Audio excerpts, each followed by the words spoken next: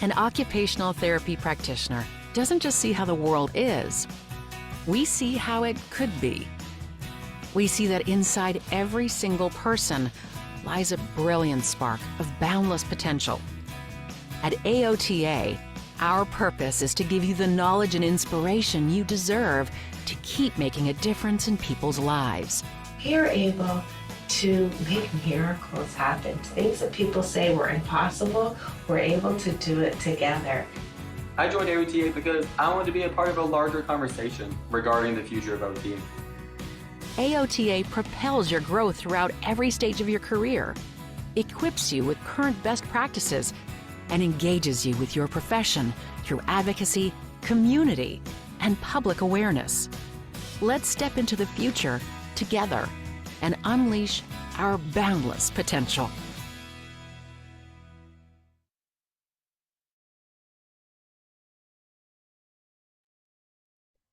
Hello everyone, and welcome to today's webinar, How to Submit Proposals for AOTA INSPIRE 2026. This webinar is part of the AOTA live webinar series. Closed captioning is available for this webinar. Please click Show Captions in the menu bar. My name is Aiden Alicon, and I'm the Meetings Events Assistant here at AOTA. I would like to point out a few housekeeping items for today's presentation. First, questions. At the bottom of your screen, you'll see a chat and Q&A box. Please use the Q&A box to enter any questions you have for our presenters throughout the webinar. Questions will be answered towards the end of the webinar, and presenters will do their best to answer as many questions as time allows. And next, resources. Once I turn it over to presenters today, I will add the link to the resources in the chat box. Please make sure to open the link during the webinar, or you will not be able to go back and download once the webinar ends. I'm pleased now to turn it over to our presenters. Thanks, Aiden. Hello, everyone, and welcome to today's presentation. My name is Leslie Jones. I'm the Director of Meetings and Events here at AOTA, and I'm joined by my co-presenters today, Neil Hargison, our Chief Officer of the Knowledge Division, as well as Bridget Campbell, our Manager, Meetings and Events. So today, in today's webinar, by the end of this hour, we're going to try and cover 4 things this afternoon. The submissions process, how to actually submit a presentation, a proposal for Inspire, what's involved, what do the reviewers look at as they're evaluating a proposal, what are the steps involved in the selection process, and then we're going to leave you with a few tips to help you in successfully submitting your proposal.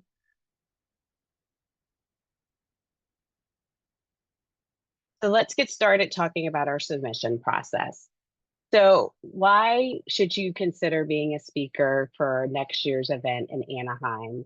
Well, AOTA Inspire is the largest gathering of occupational therapy practitioners. So it's a great opportunity to be able to present to your peers on a very large level. Also, we've noticed that many people are able to get support from their employers if they are selected to be a speaker for the event. So that's also another good reason to be able to be a speaker at the event. And then finally, many of you are looking to increase your professional portfolio and your professional development. And so this is a great opportunity to be able to do that by being a speaker at the event. So what are some things that you should consider on how to submit or what you want to submit? So you want to think about a topic in which you are a subject matter expert. So something that you know, you're very close to, something that you're already passionate about. If this is your first time submitting for Inspire or presenting on Inspire, maybe you want to think about submitting as a poster presenter for your first presentation. And also it's easy if you do it with a colleague. So that's also another opportunity is to consider to submit with one of your colleagues in order to decide on what topic would be best for you. So let's take a look at some different topics that you should consider as you're making the decision on whether or not you want to submit for Inspire.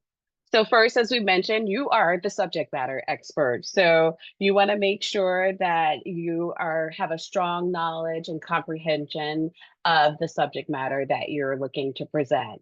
And then you want to take a look at the different proposal types that we have. So there are 3 different proposal types that you can submit for. The first is general.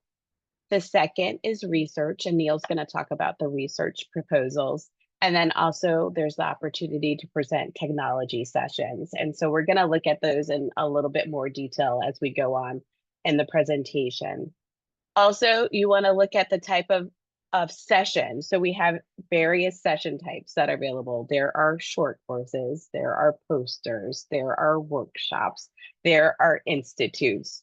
So lots of different opportunities for you to present. Short course is 1 hour, a workshop is 3 hours, posters are presented as 2-hour sessions. So a lot of variety in thinking about what type of submission you want to go forward with. Another factor that you want to keep in mind is the primary and the secondary topic categories. So we have 15 primary topic categories, and then within that 15, we have 45 secondary topic categories. So as you're making your decision and you're thinking about it, it's very important to select the correct or the most appropriate, I should say, primary topic category, but also really pay attention to that secondary topic category. And that's information that eventually gets transferred into our conference app. So it's really important that you're choosing the best and most appropriate with your submission. Technology also has its own subcategories within the technology area. And then also the same, there are 8 or 6, I think it's 6 options within the research category. So let's now take a look at the requirements for submissions. So the first item that you want to take a look at is your title. And Neil's going to talk about this a little bit later, but make sure that your title is clear, succinct, and to the point. The second item you want to look at is your abstract. And this abstract is actually what we use in our conference app. So you really want to think about your abstract, making it clear, concise, making sure that it's brief, and it really gives, put yourself in the attendee's shoes. Think about if you were an attendee, does your abstract truly explain to the attendee what your session is going to cover? And then in terms of the learning objectives, we ask that you include at least 1 to 2 learning objectives. If you're submitting for an institute, you can submit up to 3 learning objectives for institutes. Please make sure that you include your references. This is very important for our reviewers as they're reviewing and taking a look at your proposal. Make sure that your references are up to date and relevant to the topic that you're presenting. Another thing that we can't emphasize enough is the level of the material. So you have an option to present by beginner, advanced, or intermediate. And so you really want to take the time to think about, is the material presented applicable to a beginner or someone who's 1 to 2 years in the profession, or someone who's more advanced and has been in there for a longer period of time. And then finally, we want to take a look at the speakers and the authors, and we'll talk a little bit more about the importance of just as you're doing your submission, making sure that you include the AOTA profile email address for any speakers and authors that you're going to be working with.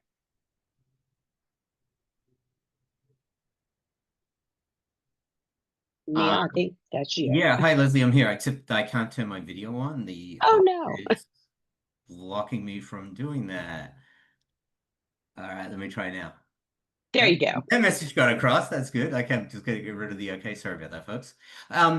In addition to the requirements that Leslie just went through, we'd like to remind you about the profession's core values, which include advocacy, altruism, equity, freedom, justice, dignity, truth, and prudence. And the reason that we just want to highlight this is we want you to take this into consideration when doing your abstracts and submissions.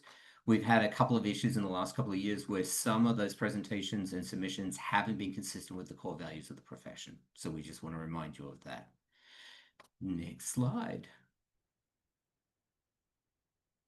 Great, thank you. In addition to the criteria that Leslie identified for general submissions, there are some additional requirements just specifically for the research submissions.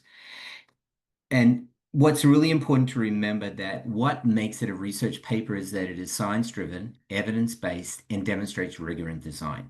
When we get up to talking a little later about the criteria for how each of the different submissions are scored, research submissions are scored very differently than the general submissions. And if you are unable to demonstrate a true research project with rigor in that design and demonstrated outcomes, then you won't be able to score enough on those research submissions in order to make the cutoff score.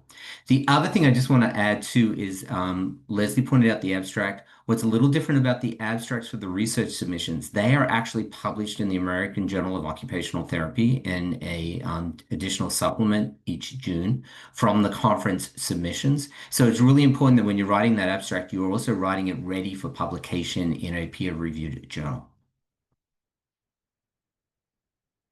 In addition to that, there is priority given to those research priorities that are identified by our partners, the American Occupational Therapy Foundation. And I'm not going to read them out to you. You can see them. They're also included in the submission portal. Most of the information we're giving you today is in the submission portal, so make sure that you read it as you're going through and you're actually putting together your submission.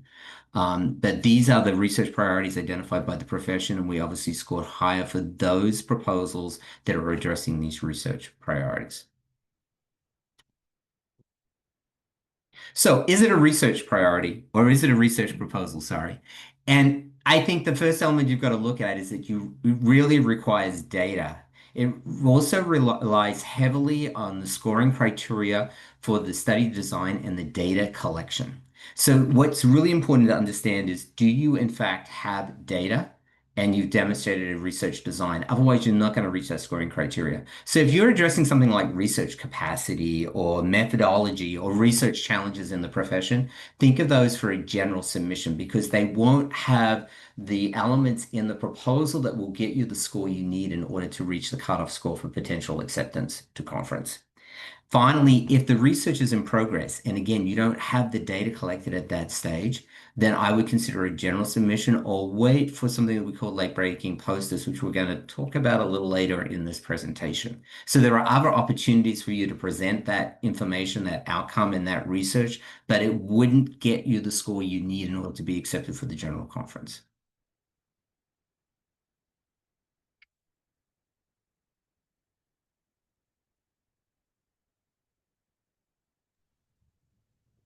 There we go. Little delay coming off the camera. All right. So now I'm going to talk about the review process. As Leslie mentioned, I'm Bridget Campbell. I'm the manager of meetings and events and have managed the call for papers for the last couple of years. So a couple things for the criteria to review. You can submit a proposal as well as sign up to review. Our system is set up that you would never be assigned to review your own submission. All reviewers have to either be a practitioner or educator with 2+ years of experience. Research reviewers also have an extra criteria of having to have earned a research doctorate. And then you need to be willing to share constructive feedback and set your biases aside, as well as having the time to volunteer for this position. The review period is about 4 weeks, so you do have time to get them all in. A couple things to note: the call for reviewers is the exact same dates as the call for papers. So when you go into the submission site to submit, you can also go ahead and sign up to review. Then you also will, when you get into the form, you'll see you have the ability to sign up for more than one type of proposal. Just the only thing to keep in mind is that if you do sign up for 2 or more types, you are going to be getting more proposals to review because we look at the number of proposals assigned to someone within a particular track, not necessarily overall. Each submission is blind reviewed, ideally by 3 to 4 different individuals, but that is dependent on the number of reviewers that we receive during the call for reviewers. All proposals are graded with 9 rated items on a 1 to 5 grading scale, with 1 being poor, 5 being exemplary, and 45 is the max score, no matter what type of submission you are submitting for. We will talk a little bit more about the different scoring criteria for them because depending on the type, there are different things that you're going to be rated on. And then one thing to keep in mind is that each proposal is considered based on its own merit and not in comparison to other submissions. So each reviewer will be looking at each individual proposal as its own proposal and scoring based on how that individual proposal meets the grading scale for those 9 rated items. And as a reviewer, if you do not feel qualified to score a submission, you have the ability to mark off that there is a conflict, and then you would not complete the review, and then no score is recorded, so it doesn't mark it as a 0 and bring down your average score. So I'm going to talk about the scoring criteria for general and technology submissions, and then Neil's going to talk about the additional scoring criteria for research submissions. So general and technology submissions are all scored on the same 9 criteria, which is that the topic is timely. So it is something that is relevant to OT practitioners at the moment. It also demonstrates relevance to occupation-based practice. It demonstrates consistency with available literature and evidence. That is why those current references are so important. It is one of the things they review on. There's also a clear reflective component identified. Posters will always receive a 5 for this at the top score, just due to the nature of poster sessions themselves. There's also learning objectives that are appropriate and clearly stated. The abstract synopsis articulates purpose and content of the presentation. The content of the session are congruent with the designated level of learning. So again, making sure that you pick the correct level for what your submission is.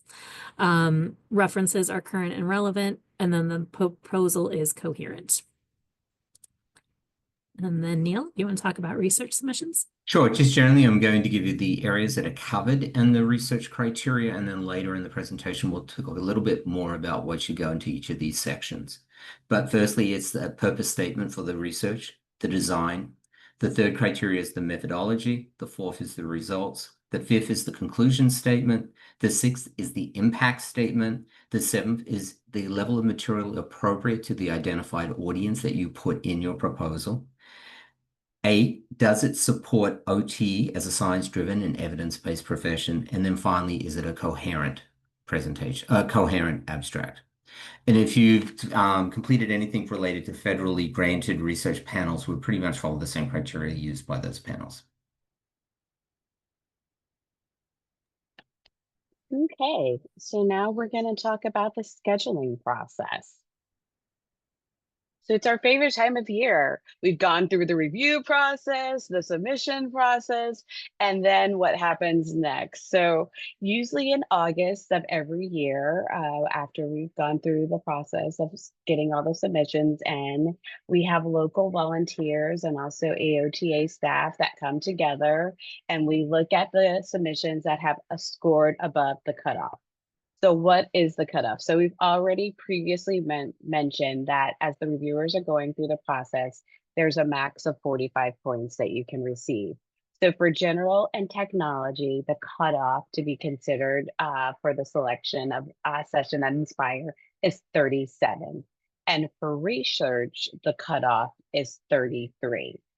So those are 2 important numbers. That's why it's so important as we're talking about the various criteria, to make sure that you're thoroughly reading it, making sure that you're clear, because you want to be able to get to score above the cutoff to be considered for a session at the conference.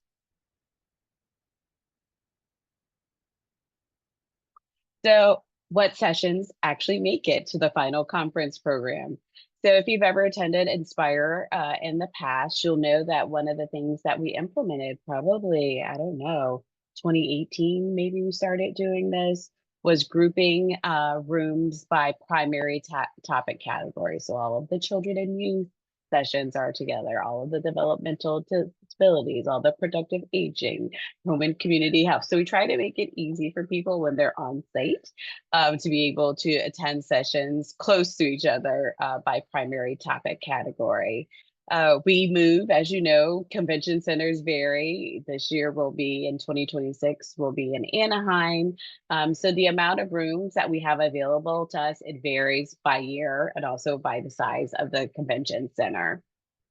So after the review process close, we'll have a better idea about what sessions have scored above the cutoff. And we'll then get together, as I mentioned, in August and take a look at those sessions. And we're really trying to create a well-balanced program that really has appeal to everyone and all of the various areas of practice, and making sure that we have diversity in practice areas and settings as we're putting together the final program. So we wanted to just take a little bit of time to give you a little bit of history and information about our process and how it was last year for Inspire. I want to say last year, but it was really just April. It was just last month. But for Inspire 2025, you can see here that of the submissions that were submitted, 66% of those were actually accepted, and 34% did not get scheduled. So about 2/3 of the sessions that were submitted did get scheduled as part of the final program. So this bar chart here just dives a little bit deeper into, you can see what are the most popular types of submissions. You can see that our short courses are very popular, and it's also the largest number of sessions that we tend to schedule. So they're very popular. So you can see that the amount that we accepted, that were submitted, and then if you look and the accepted, I think in Philadelphia, we might have had maybe 25 rooms. I think if I remember correctly that we used. So I think we might have a little bit more opportunity in Anaheim to have some additional rooms. So hopefully that means that we'll be able to accept more sessions. And then you can also see that obviously the majority of the sessions are posters. We do have, as Neil mentioned, not just the opportunity during our initial call that we have going on that's opening up today, but we also do late breaking posters, and that will open up in the fall. So posters and short courses are the most widely accepted submissions.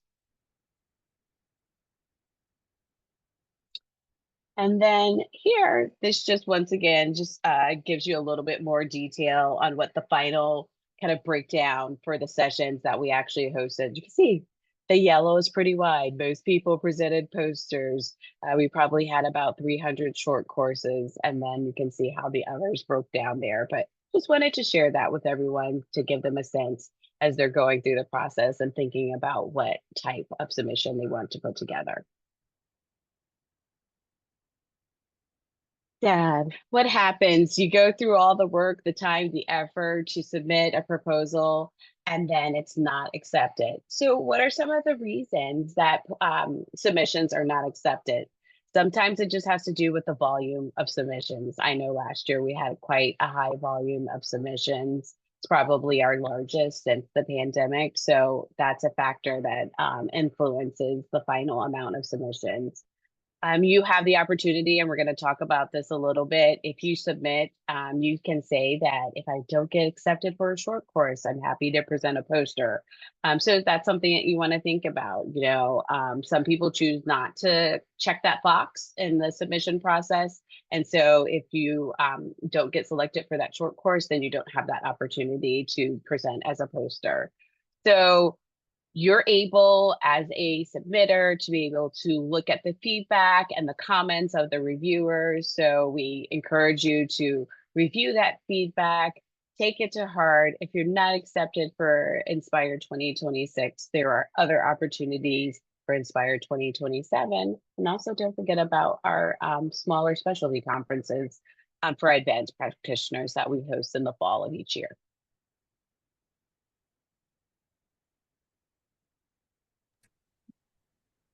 All right. So now we'll cover just some tips and tricks if you are ready to submit for Inspire 2026. So the call for papers open today, May 15th, and it'll be open through June 16th, 2025. The deadline is 11:59 p.m. Pacific time. So that is 12:59 p.m. or a.m. Eastern time. People do submit every year at that deadline, but we really encourage you to submit early. Sometimes if too many people are trying to submit at the deadline, the system does freeze up, and it can take a little bit of time to get in there. And sometimes people do miss the deadline because it took too long to work their way through the submission process, doing it at the last minute.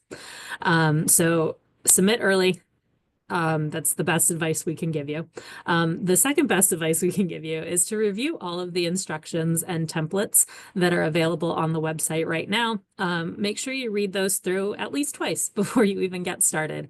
A lot of the questions you might have are probably going to be answered in there. And if you have any other questions, you can always ask them by emailing us at conference@aota.org as you go through. And then we have that planning meeting in August. But then after the planning meeting, we have a lot of stuff to do to get all of the acceptances into the system. So notifications will go out around mid-September. So again, tips for the submission: read everything before you start and then read it again. Use the template for collaboration. The submission site only lets the person who's actually submitting under their account see and work on the submission. So those Word document templates that we provide are a great way, if you are submitting with a colleague, to collaborate through the process. And then once everything is finalized in there, then you can just copy and paste everything into the submission site, just making sure that you are being mindful of the character counts, because if you exceed the character counts in the Word document and then copy and paste it into the submission site, it will cut off anything that exceeds that limit. Make sure that you are completing all the requested information. The submission site is set up that it will not let you finalize your submission if you are missing information, and it will also tell you the information that you are missing by putting a red asterisk, I believe, on the sections that are missing data. So you'll always be able to figure out what you need to complete to be able to finalize the submission. And then just make sure that you're being thorough. And again, the Word document is a great way to do this. Check your spelling and your grammar. That is the coherency part on all three submission types relies heavily on scoring and making sure that your spelling and grammar is correct. And then Neil, I'm going to let you take this one because I know it's your favorite. It is my favorite. And we always take a couple of minutes just to talk a little bit about the title of your submission. And the reason is that it is the first impression that the reviewers see, and it gives them some idea of what they're looking at and where they're going with this. So we're going to use some actual examples of submissions that have been submitted in past years. And this is a good example of a good title: Predictors of Depressive Symptoms Amongst Elders in Senior Residencies. Why? Because it's interesting, it's descriptive, it's content rich, and it tells you why this proposal is important. Some alternative examples. And this first one actually led to a character count being implemented on titles, but this was an actual title: A Holistic Survey of Occupational Therapists in order to understand how occupational therapists use power and the roles of occupational therapists play in the healthcare and educational systems in order to help develop more leaders in the profession. Obviously, it's way too long. It's repetitive. It really isn't telling us what's going on in this paper. But then you also get the people who try to do a title that's really catchy, that's going to get your attention, and it's something like OT Works, exclamation mark. It's kind of catchy, but it doesn't tell you a thing about the paper, right? It doesn't tell you anything of what this submission is about. So you really go back to the previous slide and think about what is the best descriptor of your actual submission.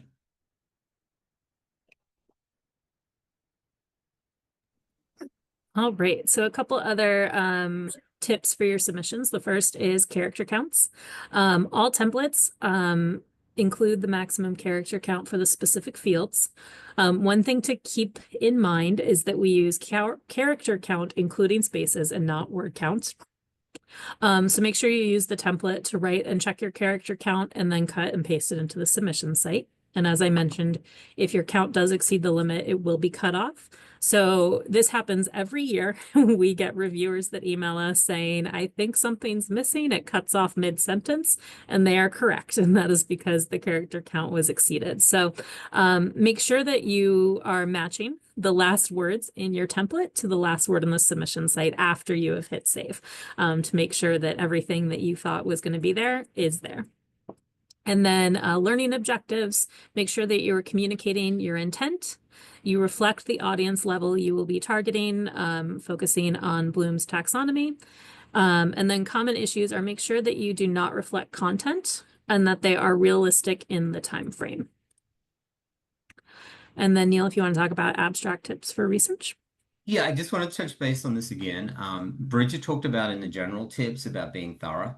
And the real trick to your submission is being concise, because you do have the character limits, but you must be thorough in that you must address all of the elements requested. Because the way in which the scoring criteria are set up, if you miss one of these elements, you're automatically going to lose like 5 points. And you can't afford to do that if you want to make up that cutoff score and be a potential submission that will make it to the conference itself.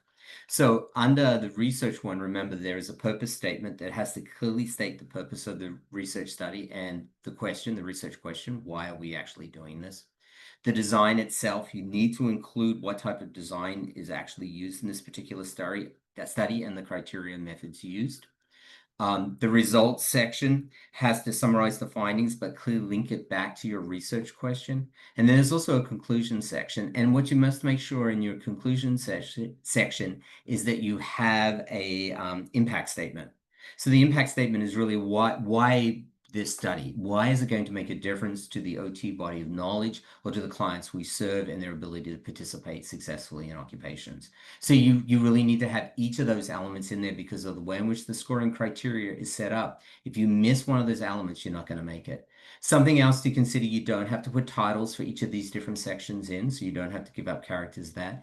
And in the case of the research submissions, you don't have to have references. So that is also not a criteria that's going to be scored. Next slide. All right, so it looks like we already have some questions that have come in. So the first one is, where can you find the instructions and templates on the website?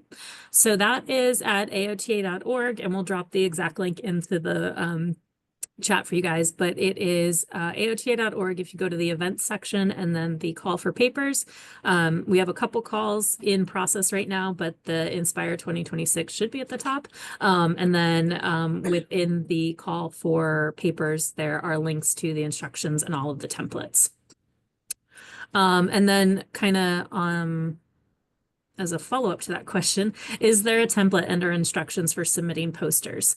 And for that, posters are considered either a general or a research session type. So you would use the general if it's a general poster, or you would use the research template if it is a research poster that has that data. All of our posters go through the exact same submission process and scoring criteria as all of our other session types. So we do not treat posters separately and have different scoring criteria or submission criteria for them. So you would find those in those. And if you look at the instructions, there's a nice little grid of all of the session types and the submission types and what is included in different ones. So you can see what's available depending on what you're interested in. And then, Neil, do you want to just type that answer, or you want me to read it out loud? Which one, sorry? What did Neil say about references at the end of Yeah, his I'm just putting it presentation? there. It's all in the submission portal, what the requirements are for each section. So just be careful to read the submission portal thoroughly and make sure that you address them. But in the case only of the research submissions, you do not need to put references in there. And so research submissions do have references, but they're separate. So you don't need to use up character count in your abstract to list your references, because they'll be listed later. People try to put references in there and then Exactly. all their characters, and they can't get all of the other information covered. Yep. So you do need references. You don't need them in the abstract. Thank you. Hopefully that clears that up. And then let's see, what was the other? What is the definition of a clear reflective component? Hopefully the reviewing the learning objectives clarified that a little bit more. I don't know when that question came in, but if it didn't, add your question back in there with a little bit more information on what you're looking for. Let's see this one. I'm in the disability fashion stylist, dressing people with disabilities, chronic illnesses, and injuries. I've developed an award-winning styling system that I discuss in my TEDx talk. My presentation submission is practical application of how to use my styling system to address the ADL dressing and the IADL shopping. Do I need to write an academic paper for a practical workshop? No. Yeah, that would just be under the general submissions, and then as a 3-hour workshop. The research submissions are either going to be a 30-minute panel presentation where part of the time is talking about your research project, and then the rest is questions from the audience. So from what you're describing, that sounds like it'd be a great fit for a general workshop, which is going to be in that general template. So look that over. And if you have any other questions after reading it, let us know. Just email us at conference@aota.org.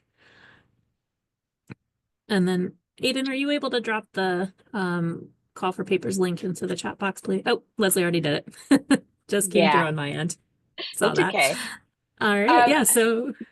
Bridget, did you want to talk about something new that we're doing this year about limiting the number of submissions to share with everyone? This is a change in from Absolutely. previous years. Absolutely. So one thing we are doing this year is every person is limited to one submission each. And the big reason for that change is we were starting to see a number of people exceeding the original limit. And so we have worked with our call for paper system. We are now able to limit submissions at an event level and not at the full account level, which is why in the past it had been on the honor system. But in an effort to get more people to be able to be a speaker, to take advantage of those great resources of being a speaker, including that ability to get employee funding, we want to give as many people the option to present as possible if they score above the cutoff.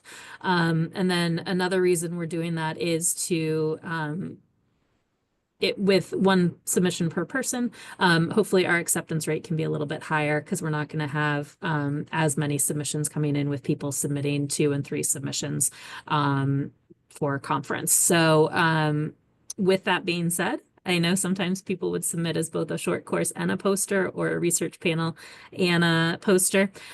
So just submit for the short course or the research panel and make sure that you click that, yes, I want to be considered for a poster if it's not accepted. That is something that we do not look at until the end of the planning meeting. So it is not taken into consideration. If you say yes to that, the planning committee for your particular track is not going to go, oh, well, they said they'll do a poster, so we're not even going to look at them for a short course or a panel. That's not how that works. We don't do that. We look at every submission based on its own merits. And then if for some reason it is not scheduled, whether it's because we have multiple submissions on a topic and we can only pick one, or what have you, that is not looked at until after we have finalized the program. And then we go back and look at anything that wasn't accepted. And if they agreed to do a poster, then we can schedule them as a poster. And Leslie, Neil, and I have all been in the planning meetings for years. We can guarantee that's not how it works. Yeah. All right. And then I wanted to, before we go to some of the other comments and questions that we have that have come in, I also wanted to share one additional change that, and it just went out of my head, that we were making for this year. It was limiting the number of submissions, and then, oh man, I just had it in my head and it went blank. It'll come to me. We'll do the questions and then I'll remember. Sounds good. So we have one that says, we wanted to present on the past, present, and future of OT and vision rehabilitation. Target audience would be OTs with varying knowledge base or interest in vision rehabilitation, as we want to highlight the new certification for OTs through ACV REP. Which pathway would be appropriate, beginner, intermediate, or advanced? Neil, do you have thoughts? It is a good question. I think because you're talking about the new certification, I believe, is an advanced certification. I could be wrong, but I believe that's the pathway you're going. So I would probably target intermediate to advanced, but most likely intermediate, because you want to get people that are midway through their career, they're looking for some advancement that would be appropriate. It wouldn't be a beginner. Sounds good. And then on resubmitting, I'm still not clear on what it means to have a reflective component in the submission. Neil, do you want to talk about that, since it's... Did I talk about that somewhere? I'm just trying to look in what context we talked about reflective component. It's for the learning objectives, or the general and technology submission. So there needs to be a clear reflective component. So basically just making sure that within a short course or a workshop, there's time for reflection on what they are learning about. But I don't know if you want to expand on that anymore. No, I think you just described it really Okay, well. cool. I focus on the research one, so I'm like, do I have a reflective component on the research You one? don't. Yeah. Yeah, no, no, no. Uh, Okay, but and then so okay, I remember because it was research. That was what I wanted to, to say. That was the other change that we're implementing. And Neil doesn't even know this. He'll be really excited. We are going to have additional opportunities for research panels in Inspire 2026. So in the past, we've only had like one room available for research panels, but we're going to expand it out because our goal here is to give as many people as possible the opportunity. So by expanding it out and doing 2 rooms of research panel, that means 2 sessions, two times as many people that can have the opportunity to get accepted. So when I remembered that it was research, I wanted to say the expanded opportunity for additional speakers for those types of sessions. all right. So another question we have is general poster submissions and not just research need both an abstract synopsis and an abstract. I noticed the character count is 2,000, which seems like an abstract. Yes, so all submissions, general, research, and technology require both. So the abstract synopsis is 250 characters, and that is just a very brief, concise overview of what your topic is going to be covering. That is what goes into the conference app. And it needs to be a very condensed version of your 2,000 character abstract. Then the abstract itself is what is used by the reviewers as well as the planning committee to review and score your submission to make sure that the topic that you are covering has the knowledge and data and information to back up what you are hoping to present on. And then that is what is used if we have some papers on the same topic. We'll go to that full abstract in that planning meeting to really dig deep into what it's going to be. Neil, if you want to speak a little bit more on that, since you do more of the selection side in August than we do. Yeah, I think what's really important to remember is that 2000 character abstract is primarily what the final selection committee gets, along with the scores that came from the reviewers that scored your submission. So we really rely on that abstract and those scores to guide us on selecting the final presentations that will go to conference. And again, the only other difference too, that remember those research ones are the ones that I get published in the journal, so they also have to be ready for publication. Pretty much they go in as the way that you submit them to us. As far as that little abstract, what do we call that thing again? Synopsis. Synopsis, the little abstract synopsis, that's your sales job. That's you selling it to people that are looking at the app when they get the conference trying to work out which session I want to go to. That's the information that they've got on which to base whether or not they're coming to your actual presentation or poster session. All right.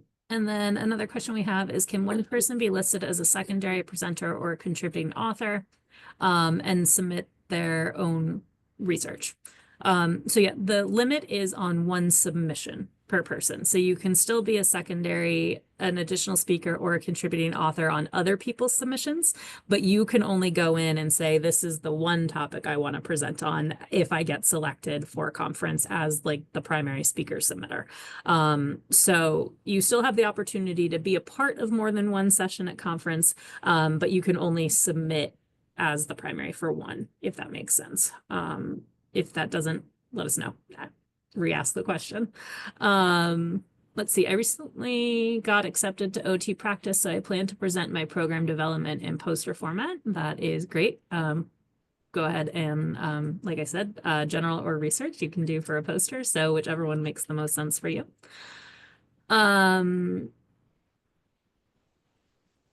Okay, I think that's a duplicate question on the submission and speakers. Oh, it states on the template if the speaker is a member of ACOAT. Does this include a RAE member? And if so, how does that impact submission of the proposal?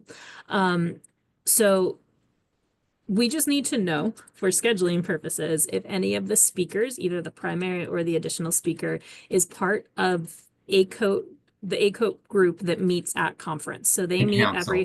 The The council, yes, council. thank you. The answer to the question, if you're on the RAE but you're not on the council, it doesn't Then matter. it doesn't matter. But basically, we only look at that if we are going to schedule a submission and someone had answered yes to that because someone is on the council that meets. They just wouldn't be scheduled on Saturday. We would have to find room on Thursday or Friday for their submission to be scheduled.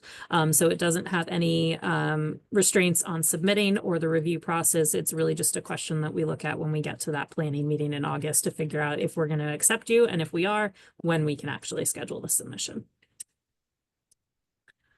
Can you submit a proposal for research that has been published? Neil, you want to take that one? We haven't distinctly made a criteria of that. So the answer would be yes, you could. All right. And then let's see, we have someone who has experience working in 3 countries and includes extensive advocacy if they want to share this, which includes strategies they've used to provide services being a rehab director. Yes, I would definitely submit that as a short course. That would be a general submission. And then it would be up to you if you wanted it to be that 1-hour short course or a 3-hour workshop or even a poster that you present in a 2-hour time block. But definitely a general submission. That wouldn't meet the criteria for research or technology.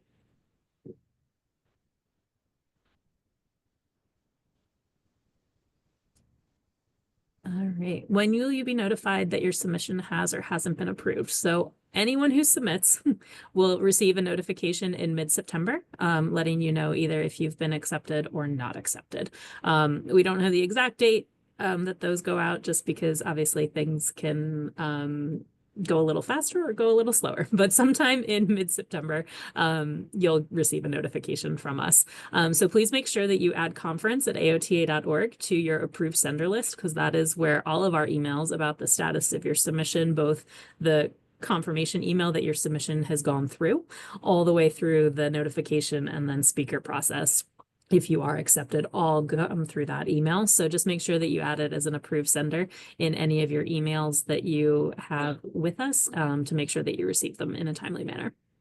And I just want to add, I know everyone gets really anxious. We tell them that we're going to notice the notifications out in mid-September. And so our team tends to get bombarded around September, mid-September, if it doesn't go out. So just be patient with us. We try to get it out as quickly as we can. But as Bridget did mention, sometimes things come up and we might be slightly delayed. But don't worry, we will get it sent out. So just give us a little patience and grace. Right. And then Neil, this question's for you. Is there a time limit on when the research was conducted? No, not that I'm aware of. I mean, typically in the abstract submission, you don't actually, you state the research that was conducted, but you usually typically don't state when it was conducted. There is the scoring for the impact statement and the relevance of the research. And remember that most of the reviewers, including the final selection panel, are pretty familiar with the literature. So if it's something that isn't a novel new idea or isn't new research that is adding, it wouldn't get as high a score on that impact factor.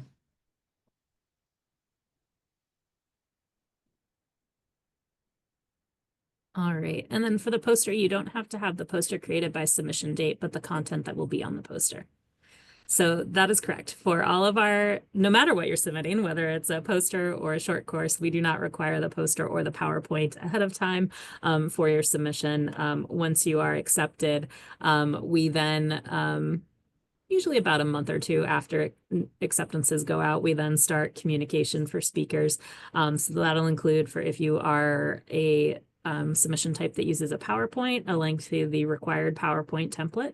That is one thing to note. All speakers are required to use the AOTA INSPIRE PowerPoint template that is sent out, and that is for accessibility issues for low vision attendees. And then for the posters, we have a whole handbook for speakers that includes how to build your poster as well as links to places that you can print it at. So yes, poster, have an idea of maybe what you want it to look like, because that'll help you address the different parts of the abstract, especially for a research poster. But the poster itself does not need to be created or part of the submission process. And if you joined us a little bit late, or if you want to review the information that we covered as you are working on your submission, by signing up for this webinar, you will also get the recording into your OT Learn account that will be available within 2 business days. So by Monday, it will be available in your OT Learn account, so you can go back and rewatch any part of the presentation that you want to cover in that portal. And Bridget, there's a couple of questions in the chat. Oh, okay. So options for research are only research panels, posters, and pre-conference institutes. That is correct. We have a limited session types for the research based on just how they're presented at conference. And then I'm interested in submitting a poster project regarding the impact of interprofessional education on healthcare professionals' understanding of OT. Would this be introductory? I would lean towards yes. Neil, what are you thinking? Yep. Okay. And then is an evidence-based capstone project completed during doctoral work considered research or a general submission? During coursework, we emphasize we are conducting an evidence-based project and it is not research despite data collection. I'm just uncertain how AOTA would classify this type of project. I would recommend that you do a general submission. You're more likely, I mean, we should point out that if you have some sort of data, doesn't mean it can't be a general submission. If you have data, particularly stuff that is programmatic outcomes data to demonstrate the effectiveness of the particular program that you're implementing or the evidence like that, then certainly put it in as a general submission.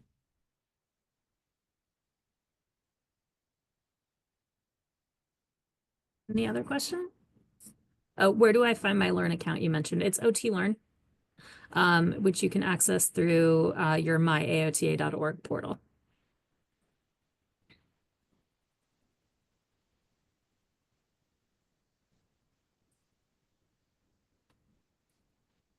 Anything else? Any other last minute tips or tricks from Neil or Leslie? Well, if you're an Amazing Race fan, season finale tonight, they always tell you on Amazing Race, read the clue. So read the instructions, everyone. Make sure that you read the instructions and don't skim it, gloss over it, like thoroughly take the time and read the instructions. If you follow the instructions, then it's going to make your submission easier, and it's also going to make it easier for the reviewer. So when you're writing, think also about the attendee. Keep the attendee in mind. Is what I'm saying clear to the attendee if I was an attendee? Would I think that this was advanced level content, or would I think that it's beginner content? So read the clue, read the instructions, and make sure that you're clear. It does seem like we're harping on it, but you'd be surprised how many times I see submissions which are great and really interesting, but they miss 2 of the criteria, so they got 0 scores for both those criteria because the reviewers had nothing to score them on. But they got really good scores on the rest of the sections, and it's just such a pity when you see that. It just drives you. So make sure that you address all of the criteria. All right. Well, I hope everyone found this helpful. And if you have any other questions, please email us at conference@aota.org. We're happy to answer them for you anytime between now and the day that the submissions close. And don't wait till the last minute. Don't crash the system. So go in early, start now, put your submission in. Don't wait and we're not going to be there to support you at midnight Eastern when it's closing. So make sure that 2:49 Eastern. Right.